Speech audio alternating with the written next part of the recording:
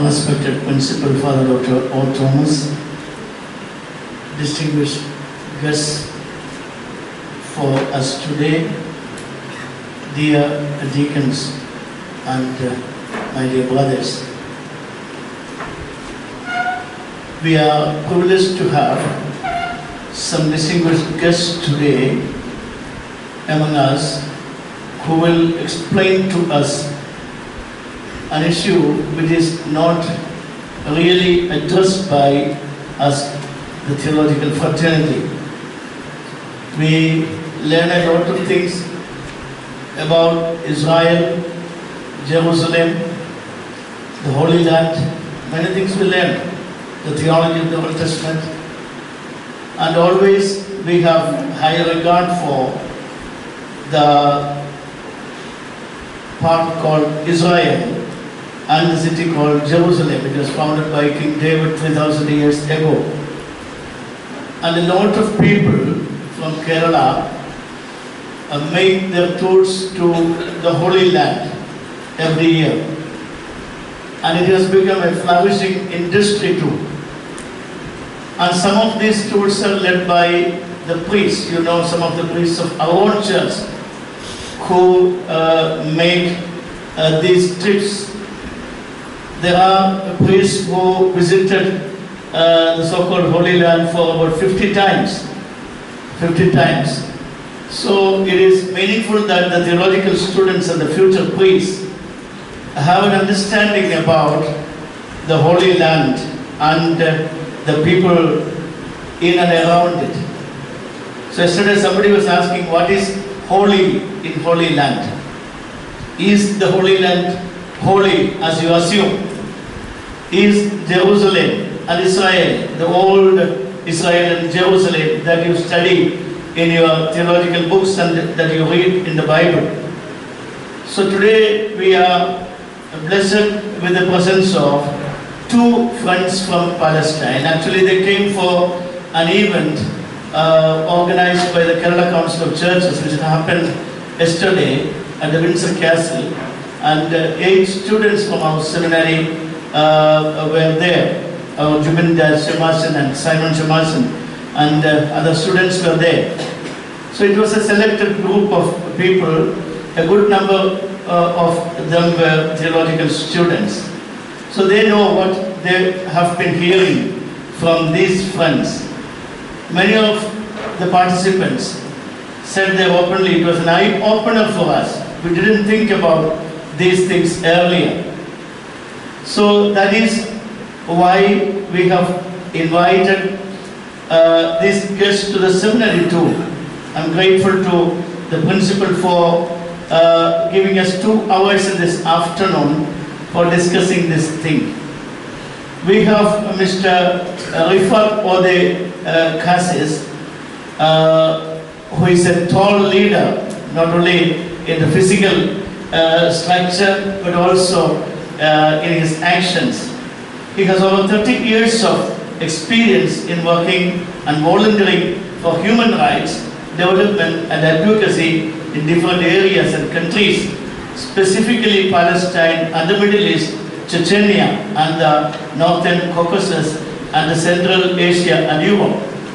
He was the director of the YMCA rehabilitation program from 1990 to 96, and he was active in the East Jerusalem YMCA and the Bethlehem. He had some rehabilitation program, and he was an instrument in bringing out the well-known Kairos document. He will talk more about that today to you. He founded the Alternative Tourism Group. So that is, when you go to the Holy Land, you hear things only from the Jews. And you may think that there are no other people here. And all the other people who are residing, who are the inhabitants of that area, are Muslims and terrorists, and what kind of abusive words they can use about these people may hear. And the people who go to Jerusalem, the Holy Land, they visit all the places which have become touristic spots and they come back with the feeling that they are more sanctified than earlier. It is just like the Hindus who go to Kassi or the Muslims who go to Mecca and Medina. Actually, we don't have such a theology. In Christian church, there is no theology that a visit to the Holy Land will improve your sanctity. No, such a thing is not there. Neither in the Bible nor in the theological thought. So, but people think like that. So when you go to Holy Land, you also will get an opportunity in future to go there and arrange trips from your own parishes or circle of friends. So what you have to take care, that will be explained here. The alternative tourism group will give you a real picture of the Palestinian people and the areas which are also important for the biblical students. And we are happy to welcome Rifat Kassi to the seminary. Thank you, sir, for accepting our invitation. We welcome you on behalf of all who are sitting here. Rami Kassi, also from Palestine, he is in charge of the alternative tourism group now. He will tell you about the tour. Rifat will tell you about the issue of the Palestinians, and he knows you are theological students, and he will present those things in such a way that he will enlighten you. Rami will talk about the alternative tourism. What are the intentions? What are the sports? Or what you can benefit from such a tour? Rami, we welcome you to the seminary. It is your first visit to India. Most welcome to the seminary. And now we have a friend from India itself, Mr. Ranjan Solomon. He was in the YMCA for 35 years, and he was in the World Alliance of YMCAs. He lives in Goa, but he is born and brought up in Kanyakumari district, and he likes the Malayalam, the Malayalis, and whatever we like, he also likes all those things. Mr. Ranjan Solomon, we welcome you to the seminary. He will also supplement certain things in relation to the topics covered by Rifat and Rami. Then we have Reverend Dr. Kangwa Mubuluki from Zambia. He is the General Secretary of All Africa Theological Education by Extension Association. And he was in the WSCF and former co-secretary of World Student Christian Federation. So he will talk at the end about his own engagement with the theological studies. So I welcome Dr. Mubuluki to the seminary. Thank you, sir, for coming over here. Dear friends, this seminary was founded 200 years back in the very first English school in South India, and the Bible translation in Malayalam was happened here, and with the help of the people who were associated with the theological college here.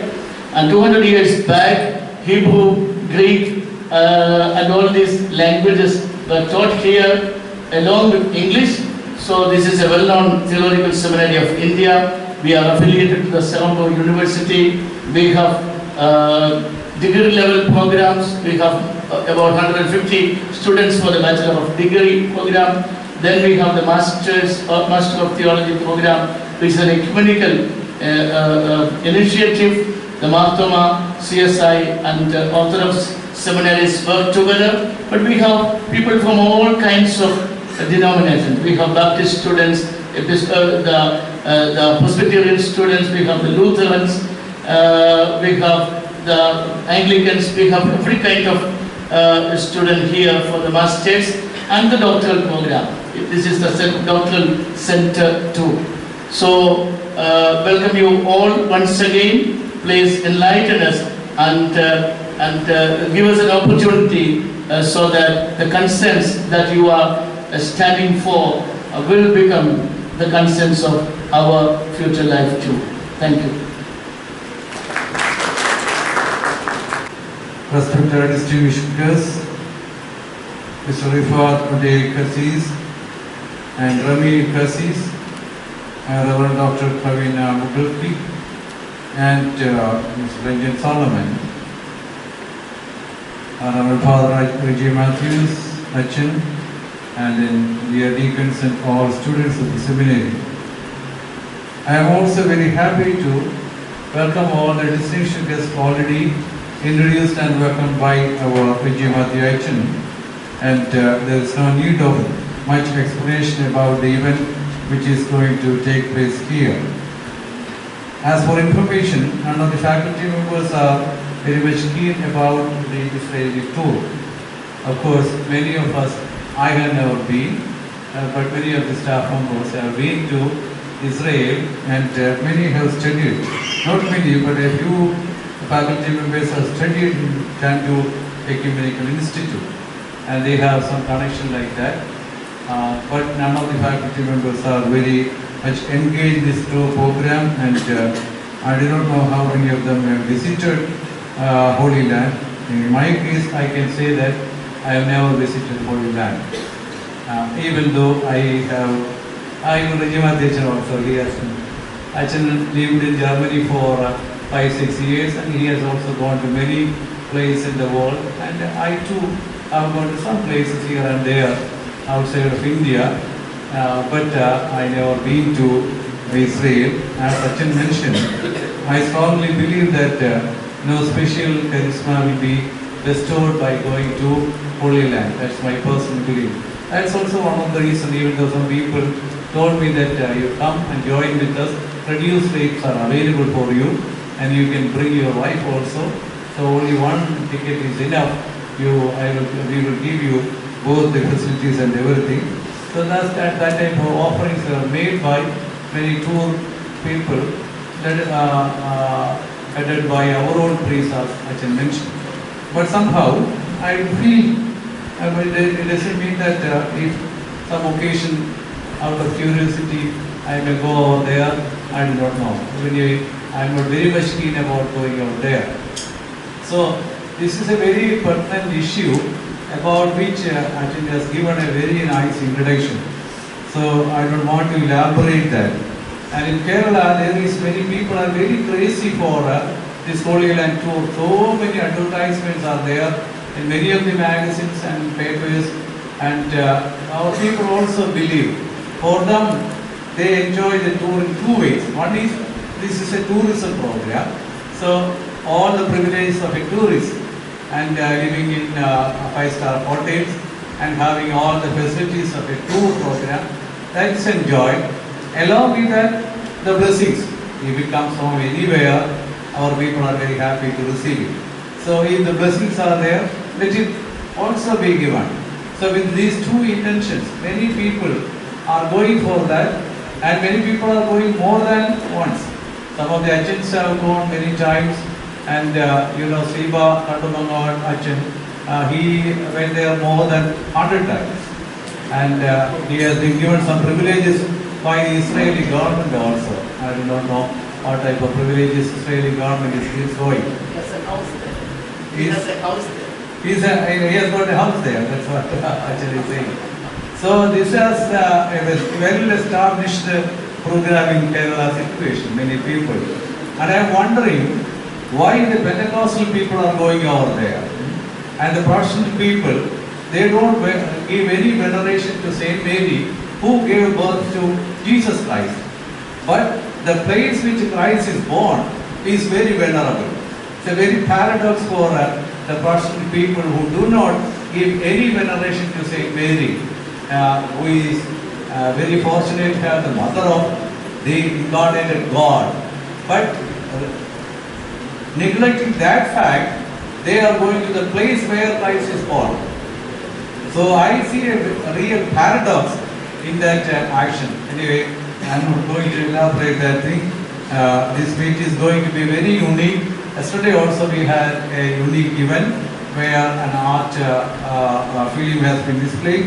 Now we are going to hear from 4 eminent people who are engaged in the issues of Palestine people. Of course, those who are very much interested in reading this issue, you might have some awareness. Otherwise, you won't get. We will always, as I mentioned, we always thinking in the pattern of what have been given through our theological education also. We are not giving importance to the Holy Land tour, but we have in our theological heritage, we have the Old Testament history and the continuation of the New Testament and everything. So we have also some sacred feeling towards the Old Testament places and Jews, and many of the things are taken from the Jewish background of the Christian church also. By all these things, we may have some inclination towards what the Jews are telling. The other side we haven't hearing, we haven't heard about. There is another side, a real story that has to be taken very seriously, especially by the theological students who are thinking in terms of justice and peace. We have to be with the justice, whether the justice is in the side of Jews or Palestinians. Where is the justice? That we have to find out. So here we will get some good lessons and some impressions and some observations from their own experience about the Palestinians, especially the Palestinian Christians also, who are suffering because of the unjust structure and the governing system of Israel is continuing for a long time. So I don't want to elaborate my introductory words.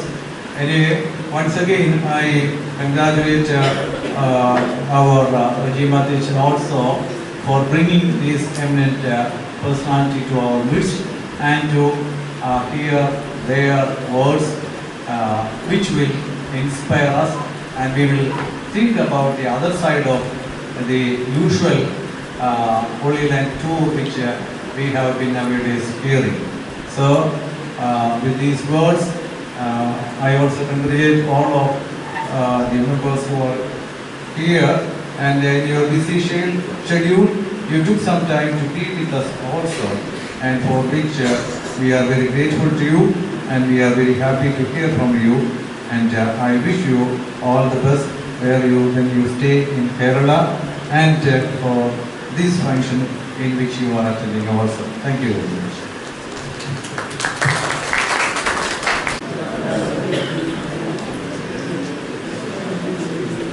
First, I should start by saying that I am really privileged and honored to be with you today, and thank you for hosting us. At least to give you some of our narrative, some of our stories. Because Palestinian Christians, we are maybe the forgotten faith. We were denied platforms to tell our narrative, to tell our story. And many of the people who follow the Israel tour, unfortunately, they go there, but they don't see us as Palestinian Christians. Since I'm talking to theological students, I think the main question which continues accompanying any theological student, any priest, any pastor, it is about religion. Whether religion is a tool for conflict, whether the religion is part of the problem, or religion is part of the solution. Solving this question helps any priest, any pastor who would serve the congregation. Unfortunately, in Palestine and Israel, religions, also there are Judaism, Islam, and Christianity there. All religions got to know each other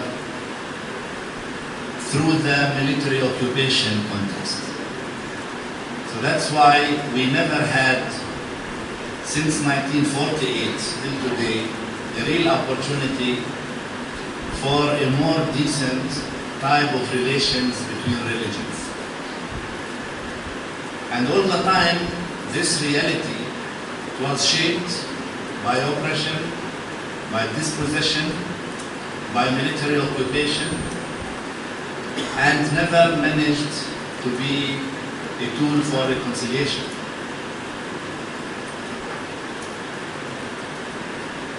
Unfortunately, religion is one of the easiest tools to be misused and exploited to justify oppression.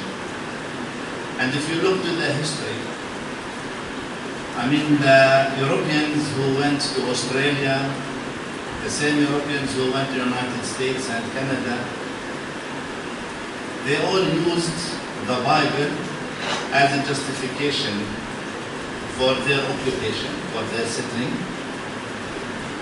And you find that the Bible was transformed into a tool to be used by these white settlers to justify their occupation, their settling in these countries, by saying that these are the chosen people and this is the promised land. Unfortunately, the same reality was repeated in South Africa. I mean, it's not far in history where they got liberated 20 years back, 25 years back.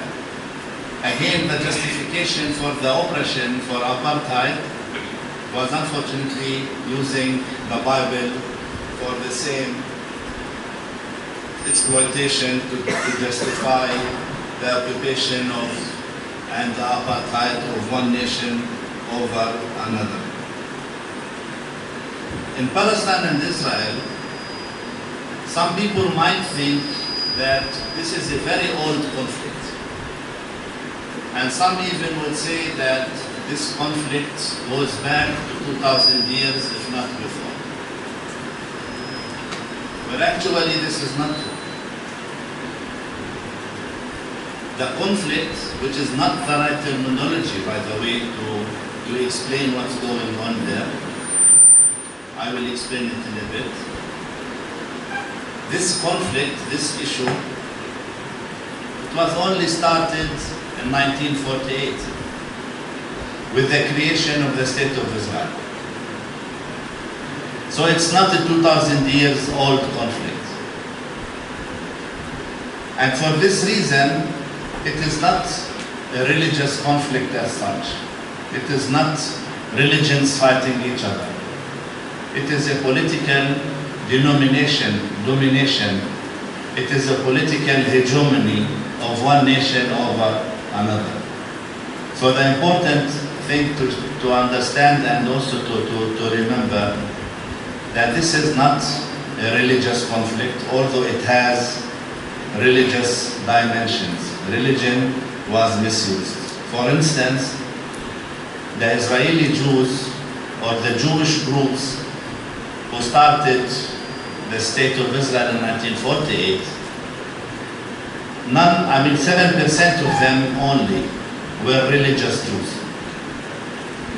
The rest were secular. They do not believe in God. Actually, they do not believe in God, but they believe that God gave them the land. And this is just to give you an idea that this is a misuse of the Bible, misuse of religion.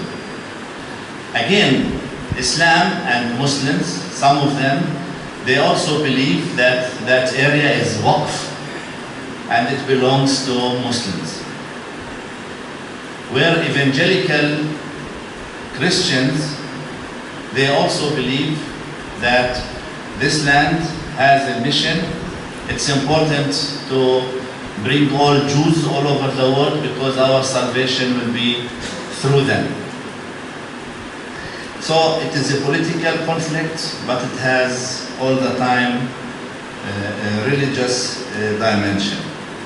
Unfortunately, demonization of others was all the time an issue in that country. Israel, for instance, demonized the Palestinians by calling them primitive, savages. Today we are called terrorists. And that's why immediately when we meet people and to say Palestinians, first thing they would think of that we are Muslims, we are terrorists, we are violent people. So all this is again part of this demonization process which is going on. So God, unfortunately, was employed for this kind of domination and for this kind of hegemony. And that's why today many Christian Zionists, they call themselves, or evangelicals, when they speak to us Palestinian Christians, they call us as an obstacle in God's plan, as if we are outside the creation. For all this group of Christians representing different denominations in Palestine, Roman Catholics, Greek Orthodox, Lutherans, Anglicans, Baptists, Greek Catholic, they met together, 15 people. They met together for around 2 years in order to produce a document which is called Kairos document, Kairos Palestine document. I don't know how many of you came across this document or came across the concept of Kairos, because the first Kairos document was written in 1985 by, do you know by whom? By the South Africans. In 1985, the South Africans, they wrote their Kairos document, and at that time they criticized the state theology, they criticized the church theology, because the state theology and the church theology encouraged this kind of split and encouraged and emphasized the apartheid. So they came with the Kairos document where they asked their sisters and brothers worldwide, they asked the ecumenical family, they asked the World Council of Churches to impose sanctions and boycott and divestment over the white regime in South Africa to comply with international law.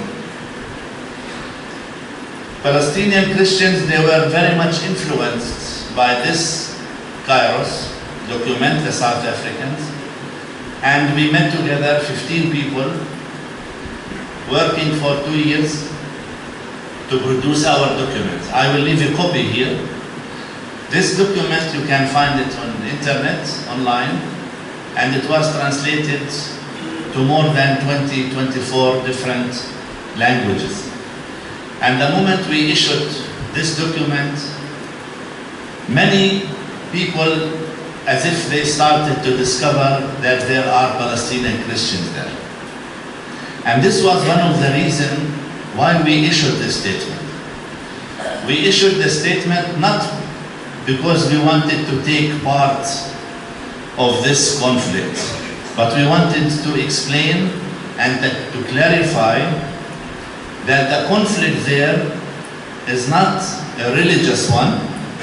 It's not between Muslims and Jews, because here we are Christians, but it is a context of military occupation of the Israelis over the Palestinians, and the Palestinians both Muslims and Christians. And in this document, we managed to speak about different things. In the introduction of it, we spoke to our people in a very realistic way. We did not want to elude them, to tell them that things are okay. Things were not okay and are not okay yet. So we gave an introduction about what the Palestinians are facing on the ground. And I will just name something. There is a separation wall, apartheid wall going on, which is built by the Israelis on the land of Palestine, around 700 kilometers, confiscating many of our land. And next to the wall, Israel also annexed a lot of our land to build settlements only for Jews. Today in the West Bank and Gaza, were considered to be the Palestinian territory according to the international law and UN resolutions. More than 800,000 Israeli settlers living among 2 million Palestinians in the West Bank. They live all on this stolen land. According to international law, settlers are war criminals. Also, the West Bank and Jerusalem, it is disconnected from each other. So anyone who will get the chance to go there, he will see that Palestinians, they are unable to move from one place to another without crossing a roadblock or a checkpoint. You need to have your ID with you all the time, and we are not allowed to go to all areas. For instance, people who live in Bethlehem, like me and Rami, we are unable to go to Jerusalem, which is only 10-15 kilometers far away from Bethlehem. We need a special permit from the Israeli authority. Without this permit, you will not be able to access Jerusalem. Also, we spoke about this kind of division which was imposed on our people. We are 13 million people as Palestinians. We have around 2.2 million living in West Bank and Jerusalem. And we have around 2 million people living in Gaza, and we are separated. We cannot meet each other. The same way we cannot even in the West Bank meet people in East Jerusalem. We cannot access there.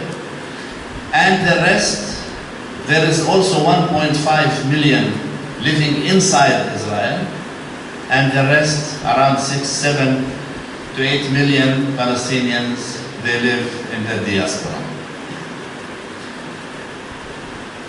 There is also the refugees, because in 1948, when Israel was created, at that week, they managed to change the demography of Palestine. 750,000 Palestinians were expelled outside the country, and around 500,000 Jews were brought mainly from Europe and Eastern Europe to be installed in the land. I see that some of you are tired. I am sorry. After lunch, people get tired. And also the heat. Yeah. So bear with me a bit, and I will conclude. I will conclude. So we spoke about this reality, but then we spoke about how to face this reality. And we said that we will face this reality with faith, hope, and love.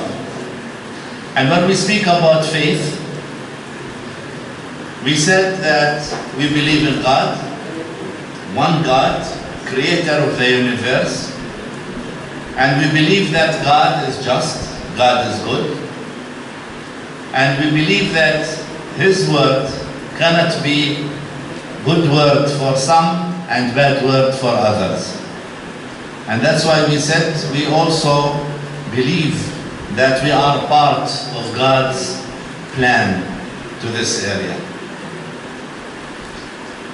And we said that our land has a universal mission. Although it is land just like any other land, but it is the Holy Land where it has also a mission to give. Actually, in Palestine, we sometimes make jokes about the Holy Land. We say it's not the Holy Land, it's land of the holes, because we have many holes on our streets. Similar to here also in Kerala. When we spoke about hope, we spoke about hope that despite the lack of any positive expectations, our hope is still strong and remains strong. Maybe the present situation doesn't give us a glimmer for a positive solution, but still we have strong hope in God. And hope is one of the few things which the Palestinians have and continue to have, and this is maybe the main reason for our sustainability on our land. But hope is not a wishful thinking. Hope, you cannot just sit comfortably in your seat watching TV and think that God will change things. We are the arms and legs of God. God works through us. And that's why we emphasize on our people that we cannot be observers. We need to be participants. We need to participate. We need to participate in the struggle as well. A non-violent struggle, of course. And we saw that there are many signs of hope. We see the signs of hope of our children. We see the signs of hope of the church, which is a broken and wounded church, but still it instills hope in the lives and minds of many people. We also see the signs of hope with the solidarity which we enjoyed from sisters and brothers all over the world. I see also a sign of hope of being here, standing here on this stage, from you, giving me the opportunity, giving me the platform to tell you my story, despite that it is after lunch and despite the heat. This is also a sign of hope, which I will carry with me when I go back. When we came to love, this was one of the most problematic and sometimes even a misused also word.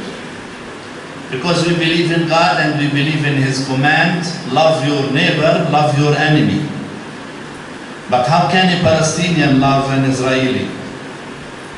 Maybe here in India you take it light. Maybe in Europe they take this commandment also in a light way. Love your neighbor, love your enemy. I lived in Geneva, by the way, for some years, and I can tell you that I loved and adored my neighbors there, because I never see any of them.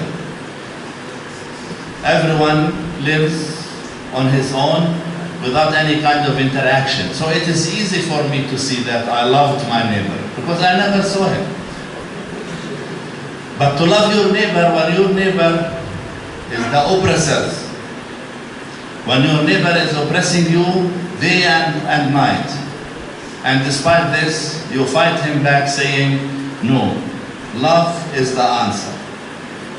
But to love your oppressors doesn't mean that you enjoy the oppression. Love the aggressor doesn't mean that you enjoy the aggression. You love him or her as human beings, as God's image. But you should work with him to strip him from the tools which oppress you with. And here we came to the idea of loving resistance. You resist your aggressors, but not out of hate. You resist your oppressors, not out of revenge, but out of duty, that you need to liberate yourself and liberate your aggressors. Of course, the liberation part lies first on him as aggressor, but also your part is also to release him from this aggression. And that's why we spoke about loving resistance, creative resistance, where you resist your oppressors in a non-violent way, in order to reach liberation and freedom, which everyone seeks in this life. And then we send messages. We send messages to different groups. We sent message first to our people, Christians in Palestine. We told them, you need to be patient. You need to be patient. You need to steadfast. But you cannot be just an observer of things. You need also to be part of changing this situation. You need to resist. We also send a message to the global church. And we ask them, although we do appreciate your solidarity, but you need to repent. You need to repent on ignoring the Palestinians and the Palestinian Christians for such a long time. And you need to revisit your theology. Your theology which justifies the oppression against us. And we called upon them to call the occupation a sin against God and against humanity. And we called upon them that you need to stop justifying this oppression, because any kind of theological justification is a sin against God and against humanity. We cannot justify any kind of oppression by using or misusing the Bible and transform the Bible into a political program for one nation to dominate another nation. But also we send messages to the Jews that we lived in enmity for some decades, but still we have the life. We still can reconcile. And we can reconcile only when you seize your oppression, when you seize your occupation, and you find us ready to reconcile. We also send messages to the Muslims that they need to get rid of some of these extreme ideas and views, which also create splits and frictions between people. And then we ended by sending a message to the world leaders, telling them, so far you were negative in pursuing this issue. You were all the time one-sided. You were not balanced in your views. You sided with the oppressors, against the oppressed. And here we ended by speaking about our hope, and I will read it for you. In the absence of all hope, we cry out our cry of hope. We believe in God, good and just. We believe that God's goodness will finally triumph over the evil of hate and of death that still persists in our land. We will see here a new land and a new human being capable of rising up in the spirit to love each one of his or her brothers and sisters. And here we ended our call. We also spoke about Jerusalem, because Jerusalem was mentioned several times, and allow me just to read one paragraph about Jerusalem, and I will end here, I promise. Then you can go to sleep. Jerusalem is the foundation of our vision and our entire life. She is the city to which God gave a particular importance in the history of humanity. She is the city towards which all people are in movement, and where they will meet in friendship and love in the presence of the one unique God.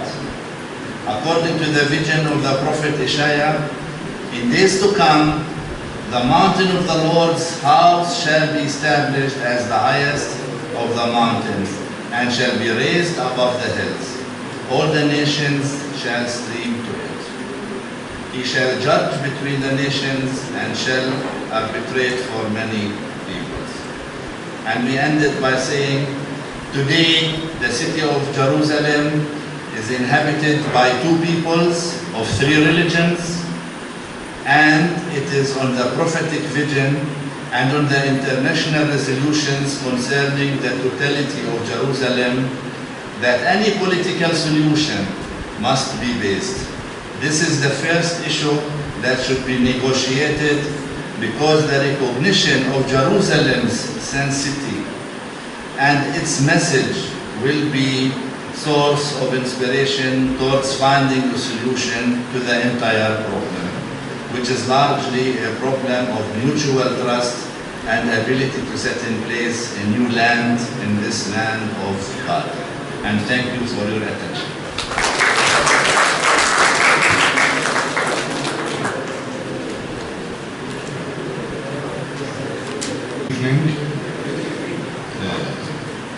First, also it's an honor for us to be here, and thank you for this invitation and for giving us this time to share our experiences with you.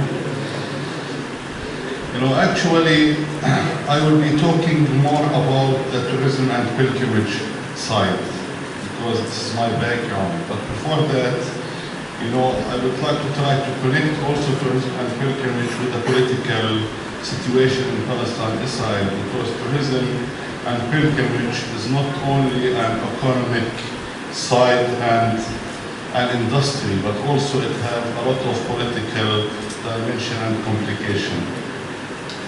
You know, one of the bases of the Palestinian-Israeli conflict is built upon the confrontation and contradiction between two narratives: the Israeli Zionist narrative and the Palestinian narrative, where each of them are using the same place, Palestine, to justify, of course, including its history, religion, archaeological importance, culture, and so on, to justify its existence and continuation. The Zionist project concentrated from the beginning on the religious narrative, or the religious Jewish narrative, which sees Palestine as the promised land for the Jews. So religion have been, since the beginning, used to justify the occupation of Palestine and to use the resources of the Palestinian people. And this is what Rifat have raised in the beginning, how religion was always used many times in a bad way. Of course, the practical translation of this strategy has worked well in 1948, when Israel occupied Palestine, or part of Palestine, 78% of Palestine in 1948, and of course Israel continued and occupied the rest of Palestine in 1967. So this occupation has erased the history and culture, and erase the history of the Palestinian people, and try to put another history and another narrative on the ground by taking our narrative from this. So Israel worked since the beginning, to destroy and neglect everything that remind about the Palestinian people, or the Palestinian culture, or the Palestinian existence, or even the Palestinian history. And the examples are really a lot.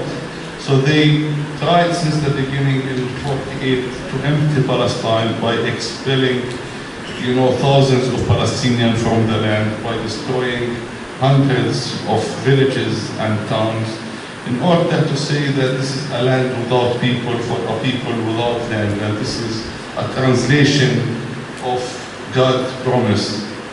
Of course, also Israel tried since the beginning, to theft all of the archaeological finding, to do destruction of many historical buildings, to take over many holy sites.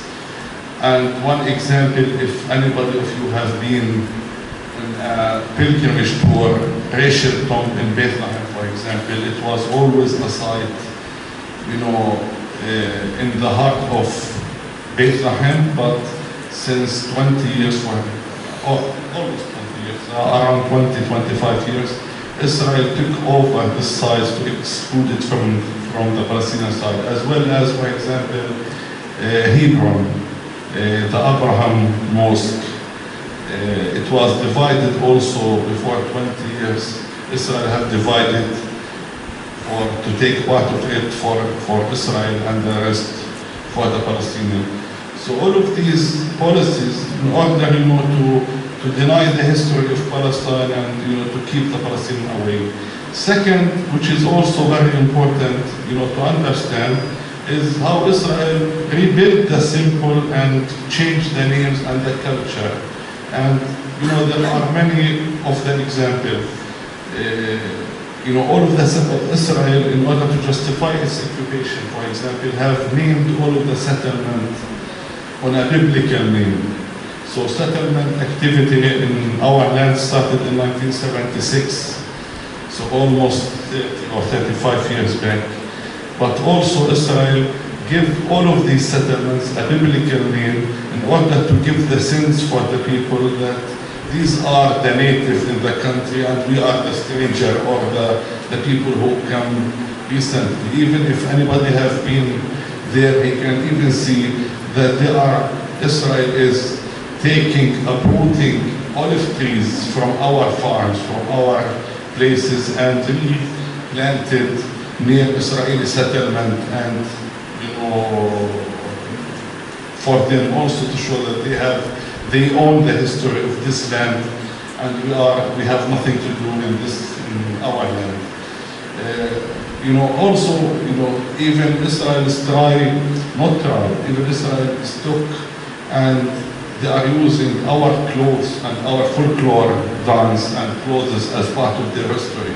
Even our food, hummus, falafel, even the oranges, the dates, all of these things in Palestine, it's being presented and promoted in the world as it's an Israeli snack or Israeli clothes or Israeli folklore to try to justify their occupation. So the conflict is between two narratives. The Zionist one, which use religion to justify their occupation by exile the people, erase the memory, change the history, and the Palestinian narrative which try to confront and to resist and to stay steadfast in our country by sharing our story and by sharing our history. This also reflects itself on tourism and pilgrimage.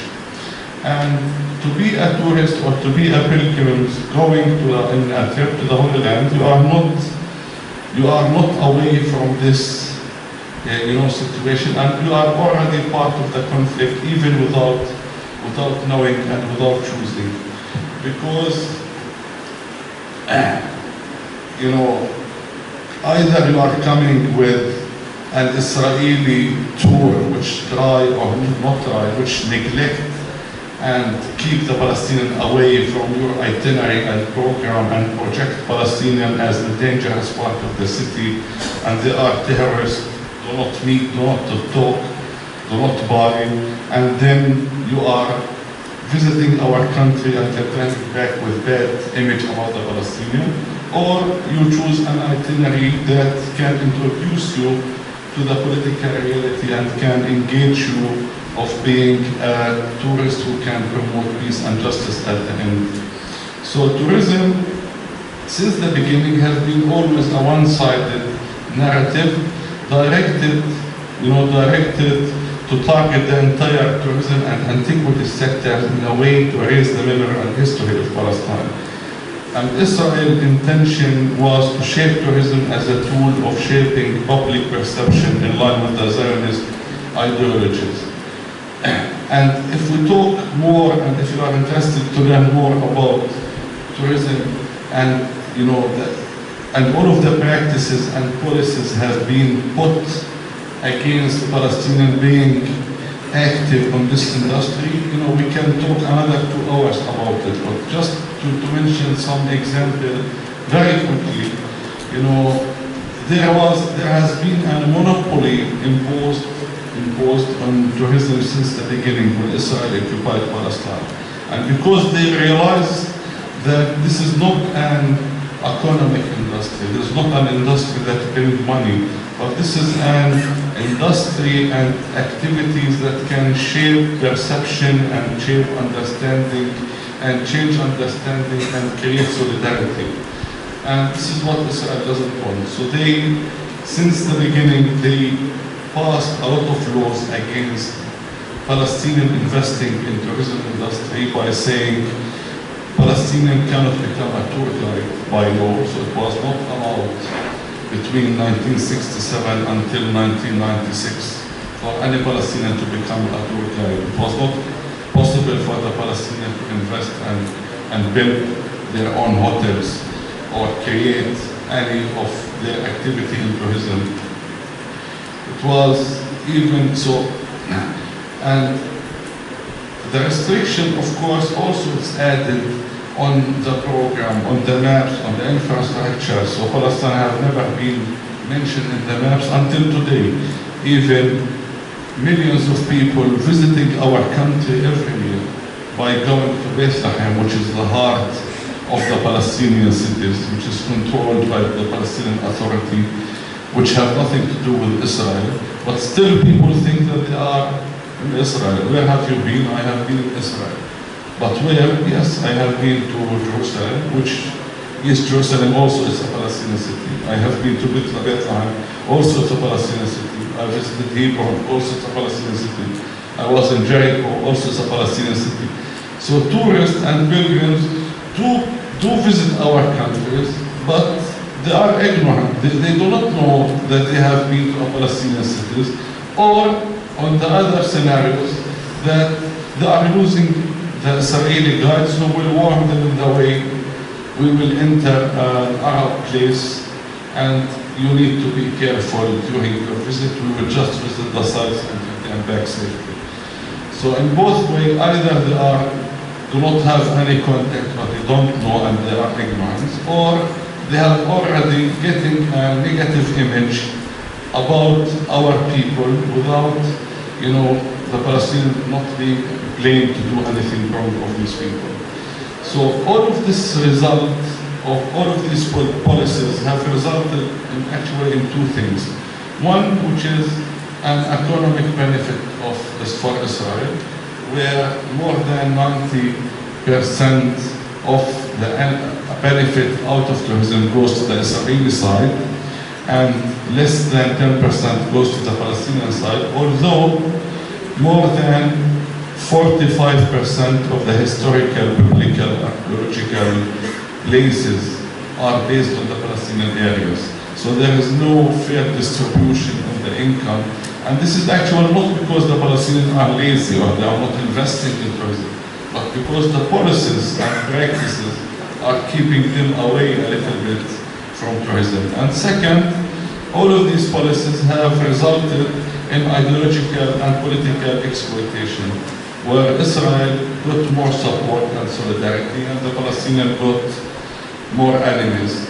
And it's clear when we meet people that they, after their visit, because of how it's organized, because how it is worked out, they return back with good feeling about Israel and bad image about the Palestinians.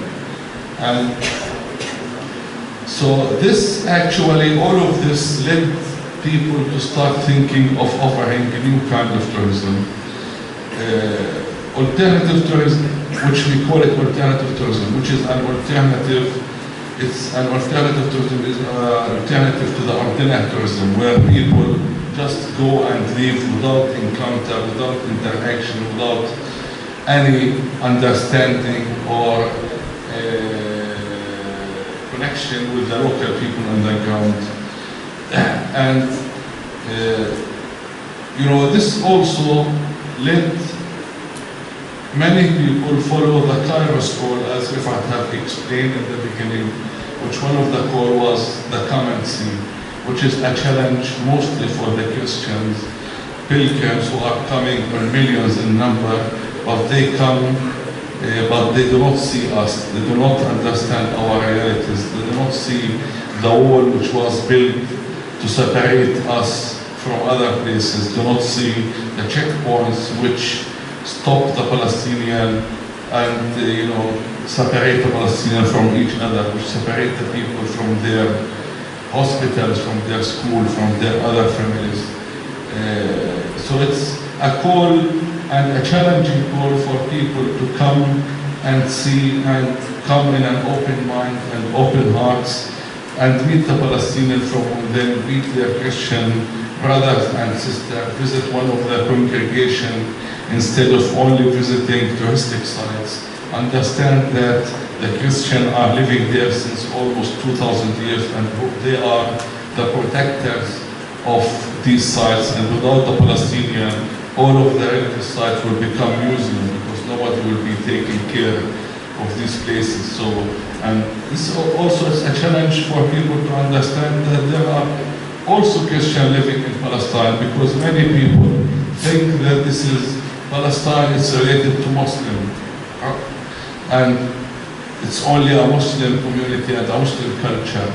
But still, Christians are part of the integral part of the community there, and they are running a lot of organizations, they are running a lot of schools, they are running the most important universities in Palestine. They are running also most important hospitals. So they are not part of the minority, they are an effective part in the community and running a very important sectors in the community. So this is our call for also for you as a theologian school, which you will become a priest in the future, and for sure you might be either visiting or taking groups to the Holy Land. We want you, if you choose to come there, to choose an exclusive and inclusive and not exclusive itineraries, to be open to meet both sides, to be open to meet the Christians during your visit, to take your trip as an experience for learn more than for self-sufficient and for pleasure only, but to be an opportunity to understand the realities on the ground and to see how there are people living under occupation for more than 70 years and they are suffering. And they need your solidarity and they need your message to be sent out when you leave our country by sharing your experiences and sharing your, what we have done there with others. Thank you a lot for giving me this opportunity and all the best.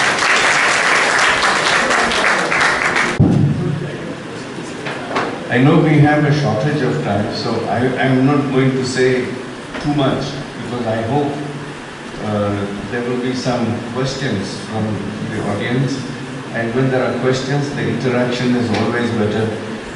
Even if you have gone off to sleep, I'm sure you have heard many things. This is a very difficult time.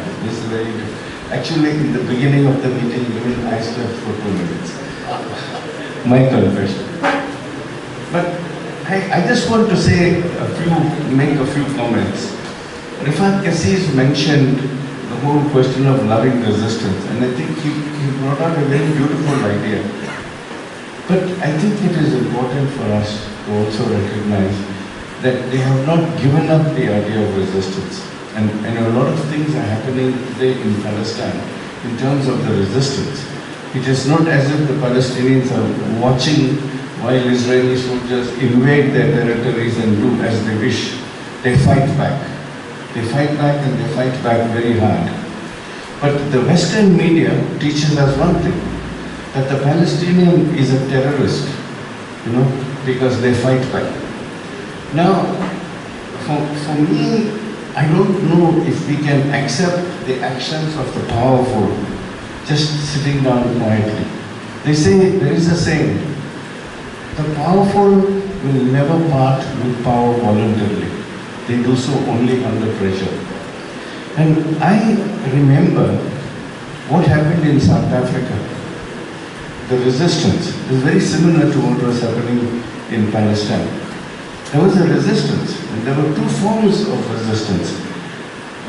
Rifat did not mention that. One was the boycott the divestments and the sanctions.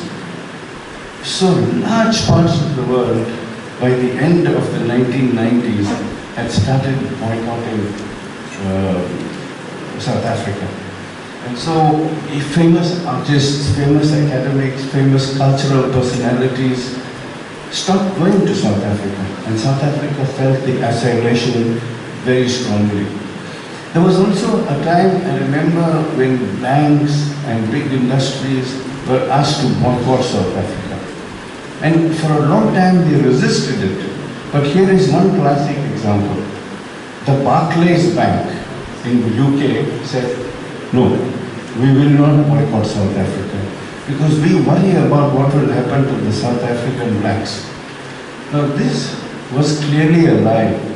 They were not interested in the blacks. They were interested in the profits that came from apartheid. And of course, the anti-apartheid movement in South Africa understood this very well. So one morning, the anti-apartheid movement launched this campaign, and on television you could see outside every Barclays Bank outlet, there were long lines of people taking away money from their bank. And they said to the Barclays officials, we are here because you are supporting an injustice. Now, as damage control, Barclays tried to issue statements during the day to say that they would change their policy. But the people on the street said it's too late, we're going elsewhere. I remember at that time, the YMCA, which many of you may view as somewhat conservative in many ways, also took a decision to boycott the bank in which we were banking. Very powerful. And we were in Switzerland. To boycott that bank was a very difficult thing. And a friend of mine, somebody, many of you may have read him, Reverend Wesley Arya Raja, said to me, he telephoned me and he said, Ranjan, when you go to the bank to divest, to take your money out of the bank, please make sure you go at a busy time and say very loudly to the counter why you are withdrawing your money. That is witness. So he said, your money won't make the difference. But eventually, the boycott, that kind of boycott and divestments made the difference in South Africa. Plus, the arms struggle. Now, when you come to the question of Palestine, there is no arms struggle. Oslo cancelled out the arms struggle. So things were made very easy for Israel to have an army and to create this asymmetry between the Palestinians and the Israelis. So the Israelis armed to the teeth, they even have nuclear weapons, although they deny it. And then you have the Palestinians who are armed with almost nothing, maybe stones and sticks. Now stones and sticks are the symbol of resistance. They are not the things with which they go and beat soldiers. They don't even reach the soldiers because the soldiers are carrying sophisticated weaponry. This is an unequal situation. And I am not sure how to see the lack of resistance here, even with a little more intensity than the sticks and the stones. And I remember reading something from Gandhi, who said this about violence. He was questioned about how long will we wait before the British get out of here? And he said to the British, we believe in non-violence, but we also know other methods. Now, was this threat something which made the British shiver? Because it was non-violent resistance and the mobilization that made India ungovernable. But also the whole Indian freedom movement was not purely peaceful. There were pockets of resistance, violent resistance in many places. So this threat from Gandhi, who was an apostle of non-violence, must have put the fear of God into it. And I think it's important to say that there has to be something beyond not war. I don't think there should be a war to liberate the Palestinian people. But there should be much more intense activity coming from the international community. responsibility. That is an obligation for us. The second point I want to also make is that Rifat talked about steadfast, being steadfast. And I think this is the amazing thing. If you go to Palestine and come back and if you see the Palestinian areas, you wonder how they can hold on. And then there is a word called smooth. Smooth. Smooth means being steadfast. And I think that is what holds the Palestinians. They are steadfast. They will not give up. If today Israel thinks they will one day smash and completely subjugate the Palestinians, it's a pipe dream. It's a pipe dream because I don't think God will allow it. And this is something we must believe. It takes me back to yet another story of South Africa in which we were in a black township. And I asked one of the people in that place, how do you see the future? And he said, I don't see light at the end of the tunnel. 1 year later, Nelson Mandela was freed and came to the World Council of Churches. I was sitting in the 4th or the 5th row. So liberation will come. And Samuel Jacoma from the National Council of Churches of India was saying in his farewell, he said, I took up the Dalit cause, the Dalit Christian cause. People said it's an impossible case. I took up the issue of freedom of religion and will. People said it is impossible to do this. I took up the case of transparency in the church. People said another impossible case. And then he said, I also took up the case of Palestine. And people said, you have taken up 4 impossible cases. And he said, I took it up with faith. Because he said, I believe that on all 4 counts, one day we will win. And he said, on Palestine in particular, Palestine will be free. I believe this. I believe this, and I also believe this. This is why I work in solidarity with the Palestinians. It's important for us to continue to do this. I just want to say something about what Rami said. When that organization was formed, Alternative Tourism Group, it was the time that I first went to Palestine. That was my first visit to Palestine. And there were many people like us who were called to Palestine to come and see. The word come and see was coined by the Kairos Palestine, but it was there before. Come and see what is happening. Because suddenly the media was also throwing attention on the situation of the Palestinians, and people became curious. What is happening? The throwing of stones and the using of sticks somehow drew attention of people. And I think this is important for us when we say that we have gone 50 times to the Holy Land. If we did not see the right things, then we have to ask whether we were the priest and the Levite or whether we were Samaritan. Who can you not see such cruelty? How can you not see such barbarity? How can you not see the wall? I think it was the French president who went past the wall and somebody asked him, did you notice the wall? And he said, I noticed something, but I didn't see the wall. And that was a lie, because the wall is a monstrosity. All of us know about the Berlin Wall, because it belongs in Europe. But when it belongs to the poor Palestinian who has no voice, we have not noticed it. And these are the very things that happen when you go on the alternative tour, when you go on what we call the justice tour, the tour that calls for justice. And so we see the sites, but we see it in a very different way.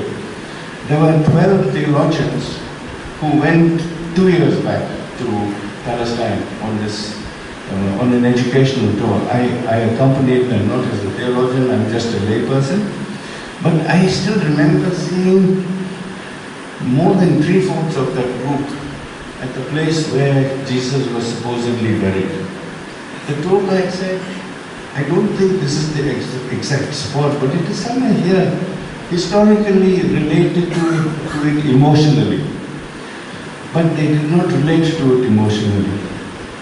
One took out their wallet, somebody took out their mobile, and everything was over the supposed place that Jesus was buried, crying, praying, prosperity gospel. That was what was happening at that point of time. And the leader of the group had been telling them about the whole occupation and so on and so forth. And even comparing, the Roman Empire with the current situation, making that parallel, but we don't see sometimes. I think we are simply blind and choose to look at. I think it is important for us to also go to see how Israel is trying to erase history. How did the Dead Sea, which was in Palestine, suddenly fall into Israel? How could that happen? And these are some of the things that the alternative tourism group helps us to understand. It doesn't say don't go there, but it clearly says this is our territory. So not only is Israel trying to erase history, it's trying to rearrange history to make people believe that there is another way of looking at the truth, their truth, and not the real truth, the Palestinian truth. So you cannot see theft happening and say, I didn't see it happening. We need to understand, we need to be informed. There is a saying which says, knowledge can make you dangerous. I hope that by studying the Palestinian question in greater depth, I'm sure we'll be doing that with the help of people like you and to study the Palestinian history. I feel that this should be part of our curriculum, to understand this very important piece of history, from which come various theologies. The theology of liberation, as it comes from liberation theologians, and it also from what comes from right-wing theologians who justify the occupation.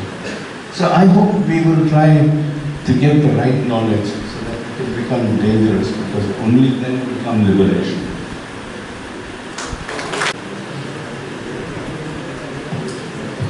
Good afternoon, and it's a joy to be here.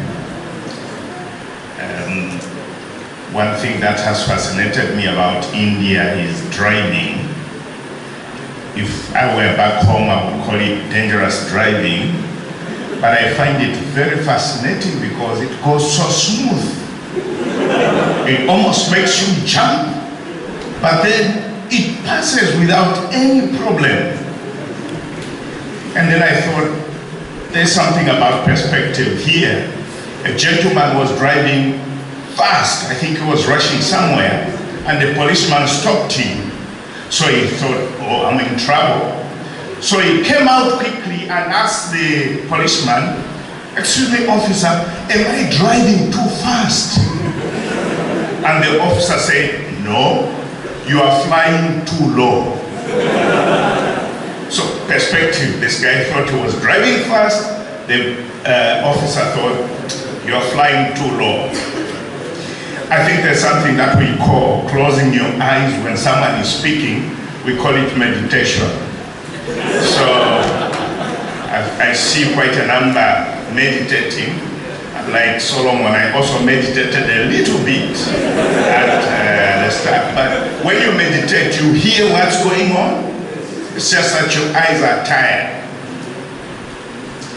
I'm from Zambia. My name is Kangwa, Mubuluki, and I'm here because I deal with theological education by extension, which is a program that tries to give a different perspective of looking at theology. Ranjan just mentioned now about liberation theology, something in that way, that we try to say some things that we see and interpret in theology are not really the way they are. So we need to look at our context, meditate, ask God, so that He helps us to see meaning that would be helpful to our context. And because of that, we have a lot of links with the Indian theologians, especially Dalek theologians. And I was supposed therefore to come earlier in the year, but a colleague of mine called me and said, please don't go early, because later in October there will be people coming from Palestine to come and give presentations about the situation in Palestine. And because in our way of doing theology, we are so convinced that God is a God of justice. We are so convinced that God has a special eye. When you read the Gospel of Luke, especially in chapter 17, and beginning at verse 11, you read the story of the 4 lepers. Not the 10 lepers, not 4, 10 lepers. And what fascinates me about that story is that when they saw Jesus, they called out to him. But Luke, instead of saying Jesus heard, Luke says when Jesus saw, so not heard, they called out and they were at a distance, and when Jesus saw, he responded to their call. And our belief is that God has a special eye for people who suffer. He has a special eye for justice.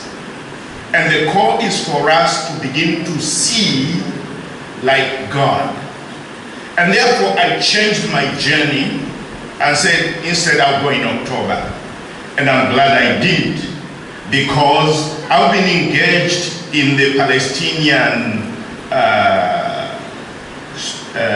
struggle since 1986, when I started working for an organization called the World Student Christian Federation. And then I thought, I've learned a lot. But yesterday, as I heard my colleagues speak, I kept on telling them, I'm being converted over and over again. So I'm so delighted that I came to be able to learn. Not only to learn, but when he referred to the Kairos document, when I referred to the Kairos document, he explained that the first Kairos document was the South African Kairos document. And when I spoke yesterday at our seminar, I did, the day before yesterday, I did make mention to one statement in the Kairos document from South Africa, which says that our oppressors do very well. They manage to keep us oppressed and work well because they have very strong networks. They have such strong networks that wherever you are, you hear the voice of the oppressor. You see the presence of the oppressor. And they say, we should also learn to have these strong networks. We cannot work in isolation. And therefore, we feel it's important that I come here to pledge solidarity, but also to widen the net. Because when I go back, I think my voice will be much, much stronger. Let me say I only had 5 minutes to speak and it's already gone, so I plead for 3 more minutes. I work for All Africa Theological Education by Extension. Now, Theological Education by Extension is a program that was started in Guatemala, arising from a challenge for the Presbyterian Church in Guatemala. The Presbyterian Church in Guatemala was growing very fast, but they had no money to extend their seminary and be able to train enough priests to be able to man the congregations that were multiplying. And so they thought, what shall we do? Because whatever we do will not find enough money. And therefore they decided that, all right, it might be cheaper, instead of us asking people to come to the seminary should go to the people. And that way it worked out that they were not only able to train ordained theologians, but they were able to train theologians even of the members who were able to support theologically trained priests in their work.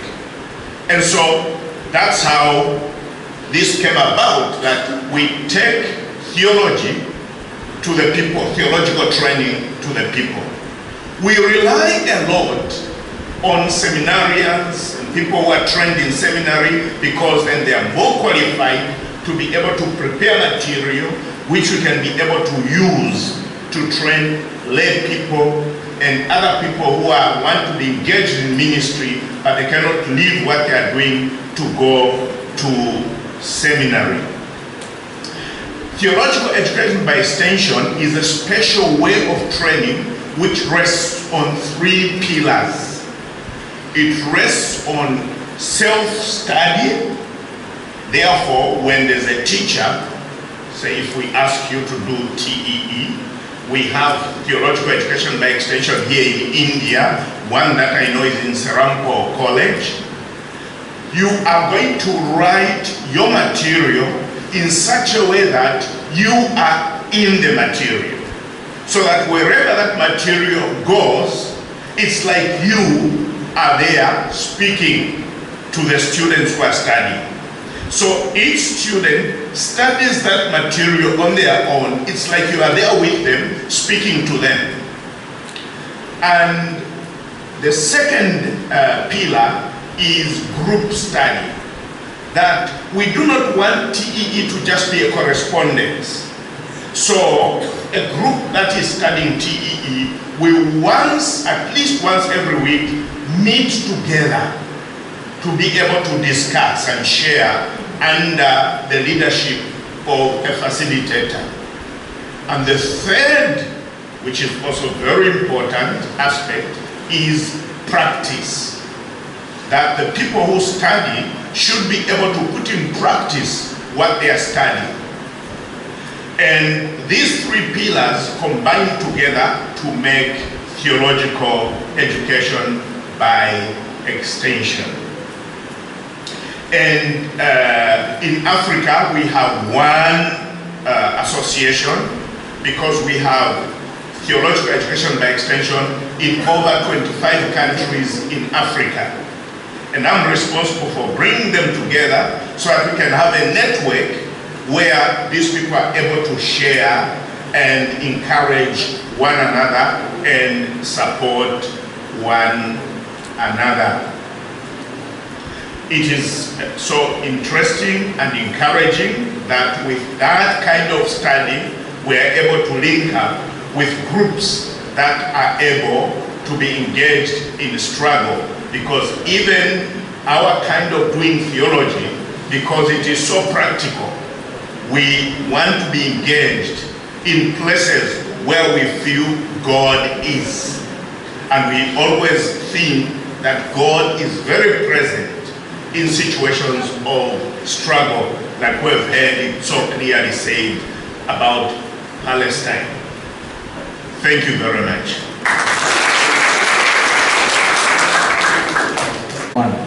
The second is about the alternate tourism group. If you want to avoid the Holy Land tour and to be with the alternate tourism group, the Palestinian government has started embassies and consulate in many countries and started the facilities of inviting tourists from other countries, including India. What type of arrangements have already been made? This is, we would like to know.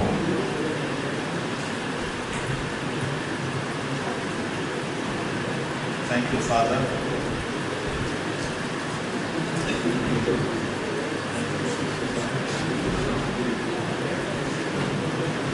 Thank you, Father.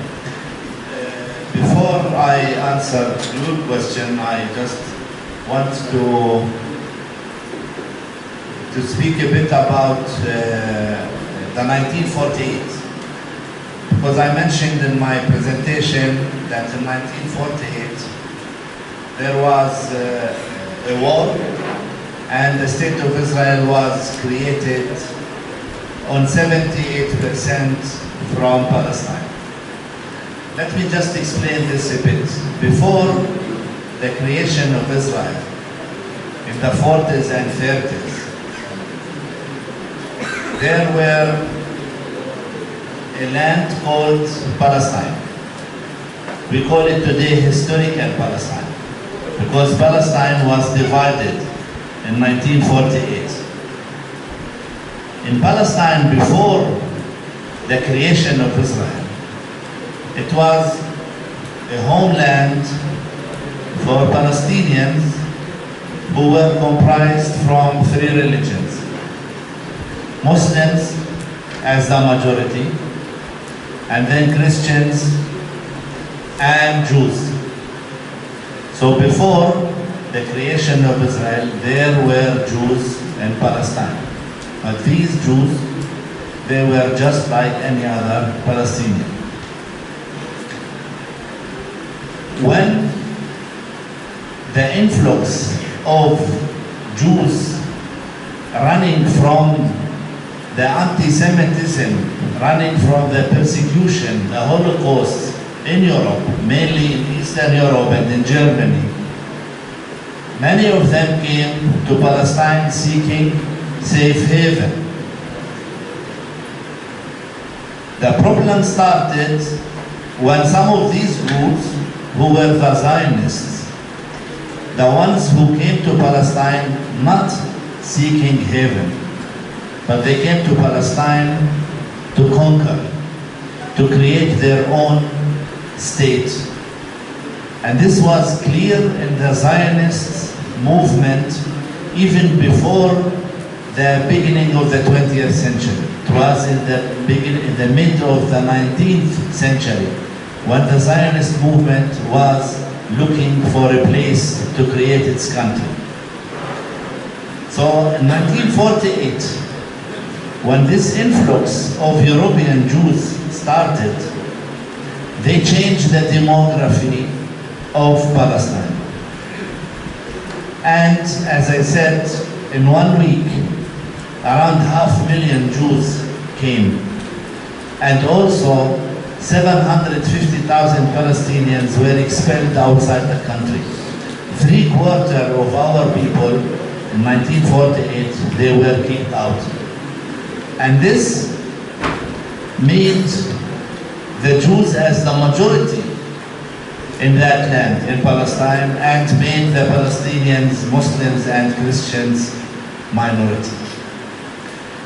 So they were the minority among the Palestinians, but then during the war they had managed to change the demography and they became the majority, and the Palestinians were the minority, and the majority of the Palestinian people, they live outside in the diaspora. As for Hamas, Hamas in Palestine, it is part of the political movement. It has a social wing which runs hospitals, schools, care for people, but it has also military wing. Hamas, their program, of course, it differs than the Palestinian Liberation Organization, the PLO. In terms of what Hamas is doing, Hamas is part of the resistance movement. So they are resisting the Israeli occupation. Of course, for me personally, I do not agree on the social program of Hamas. But Hamas is not trying to implement its social program. Maybe they tried in the beginning to Islamize the society, to Islamize the curriculums, to Islamize, the schools, but they failed. They failed. So Hamas today, despite what you hear in the media, it is a resistance movement, which is just like other resistance movements trying to get rid of the Israeli occupation. Hamas is a pragmatic movement. Now we see them in Gaza, they are trying even to make an agreement with Israel. But here I would just like to say that Hamas flourished in Gaza more than in the West Bank. And this was due to the tight closure around Gaza. Gaza, it is like a big prison. Gaza is closed. For me as a Palestinian living in the West Bank, the last time I was in Gaza, it was in 1991. Since that time, I never was able to visit Gaza. I think Rami never been to Gaza. And he's now 40-something years old. He never been to Gaza. And the Gazans also, it's not easy for them to come to the West Bank. Again, they need permits and almost next to impossible to come to the West Bank. So with this big prison, with all the pressure, 11 years of tight siege, Israel is not allowing them to import and to export. There is some sort of starvation in Gaza. And of course, where starvation, where poverty, where this closedness, the closeness of the society, most of the time religious, fanatic ideas flourished. But Hamas, as I said, it is part of the resistance movement. We agree sometimes with them and we disagree with them on some of the tools they use. When they attack civilians, of course we are against them, but when they attack soldiers and settlers, the people are with them. So the media is trying to feature Hamas as if it's a monster, but actually it has some actions which is really terrorism. I cannot condone them, but it has some actions which is legally practiced and should be practiced against such a tough and ruthless occupation.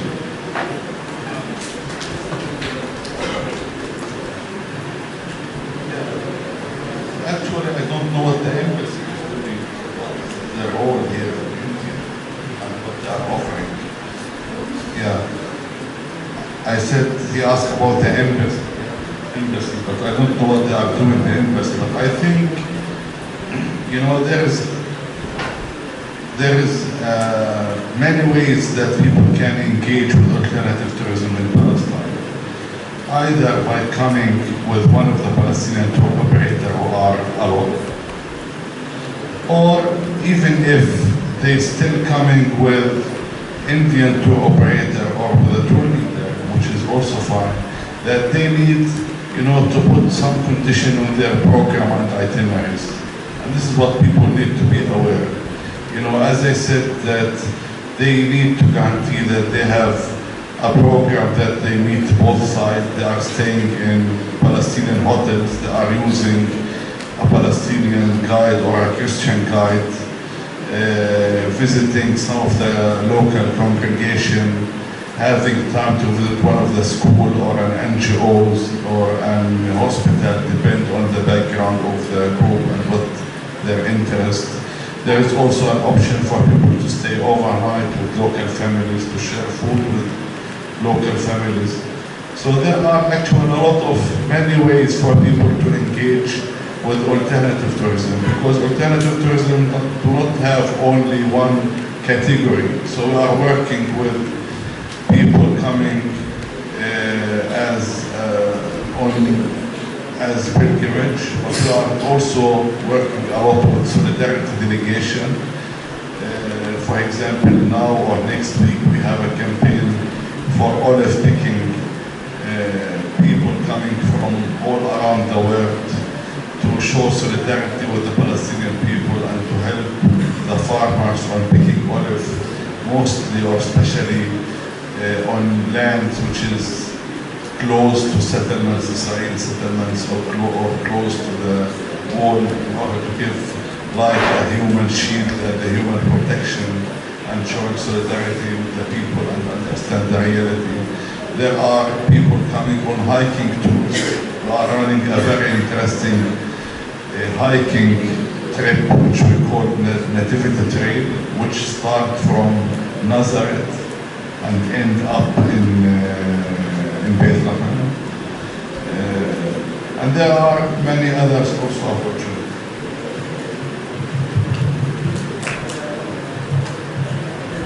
There is time for asking one question from any students.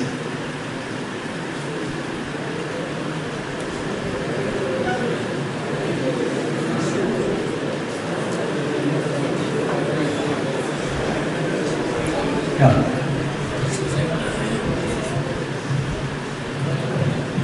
So you spoke about public campaigns that you're preparing to start on Palestine. So will such campaigns lead us to any kind of persecution or any kind of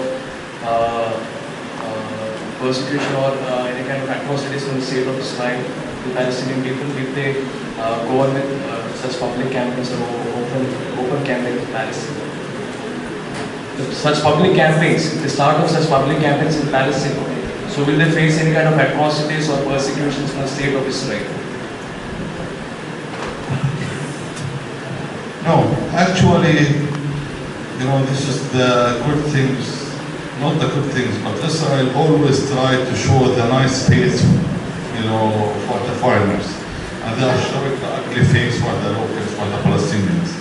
So although there are some harassment, there's a continuous harassment against the farmers, especially who have their lands close to settlement and close to the wall. But when there is foreigners coming to help the farmers, Israel try to keep away in order to show the good face, as to promote themselves as a democratic state. Sometimes there are some small things here and there from settlers, but usually not on the level of violent level.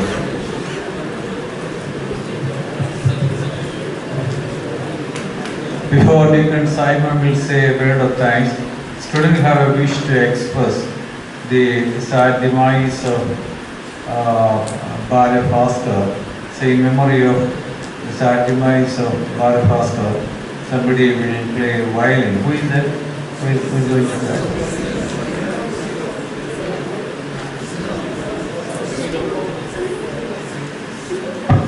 Yes, we do not know.